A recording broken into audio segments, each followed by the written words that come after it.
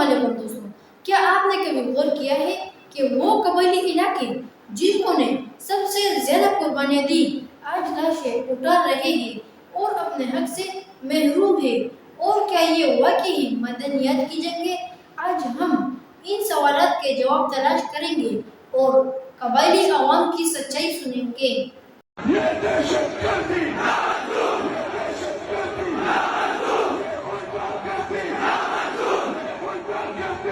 پاکستان کے قبائلی اضلاع محرومی کی ایک خاموش داستان۔ پاکستان کے سابقہ فتح یعنی قبائلی اضلاع ایک طویل عرصے سے پسماندگی کا شکار ہیں۔ یہ علاقے نہ صرف جغرافیائی طور پر حساس ہے بلکہ تاریخی طور پر بھی یہ علاقے پاکستان کے سب سے زیادہ وفادار خطے رہے ہیں۔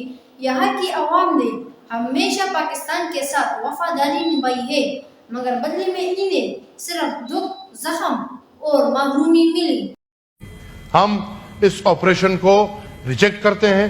ہم دہشت گردوں کی سپورٹ میں نہیں ہیں، لیکن ہم ڈرامہ بازیاں نہیں چاہتے۔ ہم چاہتے ہیں کہ پاکستان اگر فیصلہ کرتی ہے دہشت گردی کا خاتمہ کرے، گڈ اور بیڈ کے تمیز سے نکلے۔ ہر دہشت گرد ہے، اس کا کوئی مذہب نہیں، اس کا کوئی دین نہیں، اس کا کوئی رنگ نہیں، اس کا زبان نہیں۔ اس کے خلاف کارروائی ہو، صحیح کارروائی ہو، یہ نہ ہو کہ دہشت گرد کھلے گھوم رہے ہیں، وہ ان کے پروٹوکولوں میں گھوم رہے ہیں آج بھی، اور قوم تباہی اور بربادی کے سامنے پیش ہو۔ دہشت گردی یا مدنیات کی جنگ، ریاست کا کہنا ہے کہ یہ جنگ دہشت گردی کے خلاف تھی، مگر قبائلی عوام کی ایک بڑی تعداد اسے مدنیات کی جنگ قرار دیتی ہے۔ ان کا کہنا ہے کہ دہشت گردی کا شور تو محض ایک پردہ تھا، اصل حقیقت ان علاقوں میں موجود بے شمار مائنی اور وسائل پر قبضہ کرنا تھا۔ سونا، کورنائٹ، ماربل، گیس اور دیگر قیمتی خزانے ان علاقوں کی زمینوں میں دفن ہے۔ عوام کا سوال ہے، اگر یہ جنگ دہشت گردی کے خلاف تھی تو وسائل کی لیز پر پردہ کیوں تھا؟ ان کمپنیوں کا احتساب کیوں نہیں؟ کیا یہ جنگ واقعی دہشت گرد ہارے یا مقامی عوام؟ قربانیاں اور تباہی۔ دہشت گردی کے نام پر شدید تباہی پھیلائی گئی، بازار اجڑے، اسکول جلائے، مسجدوں پر حملے ہوئے اور سینکڑوں خاندان بے گھر ہوئے۔ پورے کے پورے دیہات خالی کرائے گئے، مگر آج تک ان کے مکمل بحالی کے وعدے وفا نہیں ہوئے۔ فوجی آپریشن میں کئی لوگ بے گناہ مارے گئے۔ عوام آج بھی خیموں یا کچھ گھروں میں اپنی زندگیاں گزارنے پر مجبور ہے۔ انضمام کے باوجود قبائلی علاقوں کی تقدیر نہ بدل سکی۔ قبائلی علاقوں میں سہولیات کا فقدان، 14,70,000 افراد۔ انضمام، وعدے اور حقیقت۔ جب فتح کو خیبر پختونخوا میں ضم کیا گیا تو امید تھی کہ اب ترقی ہوگی، انصاف ملے گا، اسکولز، اسپتال اور سڑکیں بنے گی، لیکن کئی سال گزرنے کے بعد بھی اندھیرے وہی قائم ہے۔ نہ روزگار ملا اور نہ ہی بنیادی سہولیات۔ قبائلی عوام کو برابر کا شہری کہنے والا قانون صرف کاغذوں میں موجود ہے۔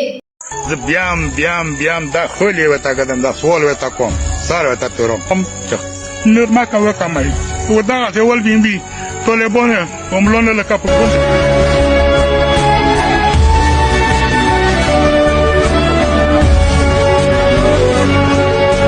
اعتماد کا بحران، ظلم اور خاموشی۔ قبائلی عوام کا کہنا ہے کہ وہ اب نہ حکومت پر بھروسہ رکھتی ہے اور نہ اسٹیبلشمنٹ پر۔ ان کا کہنا ہے کہ جب ہم سوال کرتے ہیں تو ہمیں غدار کہا جاتا ہے، جب ہم احتجاج کرتے ہیں تو ہمیں آنسو گیس، لاٹھیاں اور گرفتاری دی جاتی ہے۔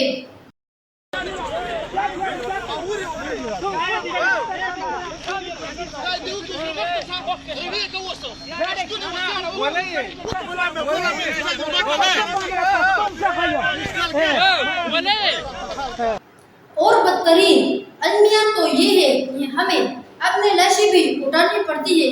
کیا ریاست کا وفادار عوام سے یہ رویہ ہونا چاہیے یا پرامن آواز کو دبانا مسئلے کا حل ہوگا یا مسئلے کو بڑھانے کا راستہ؟ 80,000 پاکستانیوں کی جانیں گئیں، ہمارا قبائلی علاقہ اجڑ گیا۔ 35 लाख लोगों ने नकल मकानी की। हमारे मुल्क को $100 अरब से ज्यादा नुकसान हुआ, तो हम आपके सामने क्या हैं? अगर रियासत और इदारे इतने ताकतवर हैं तो बार बार इन्हीं इलाकों में दहशतगर्दी क्यों लूट आती है? ये लोग कौन हैं जो आजाद घूम रहे हैं और इनका नेटवर्क कौन चलाता है? और क्यों वही कबायली इलाकों के अवाम इनके निशाने पर होते हैं? अवाम का एतमाद तब ही बहाल होगा जब इन सवालात के खुले और साफ जवाब दिए जाए।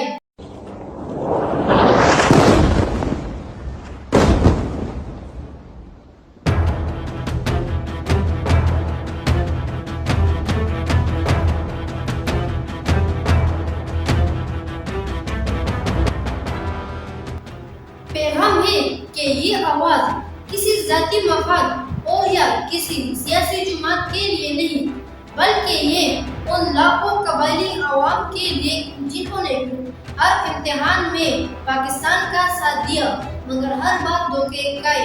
अब वो खामोश नहीं रहेंगे, अब वो पूछेंगे कि हमारे वसाइल कहाँ है, हमारी जमीनों पर कब्जा क्यों हुआ, हमें इंसाफ कब मिलेगा।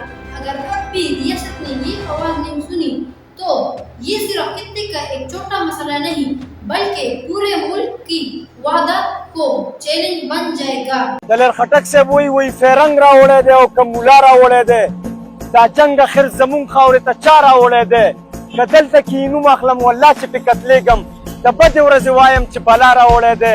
कबायली अवाम की दर्द-भरी आवाज सुने और इंसाफ का तकाजा करे, हमसे जुड़े रहे क्योंकि तब्दीली की कहानियां अब भी बाकी है।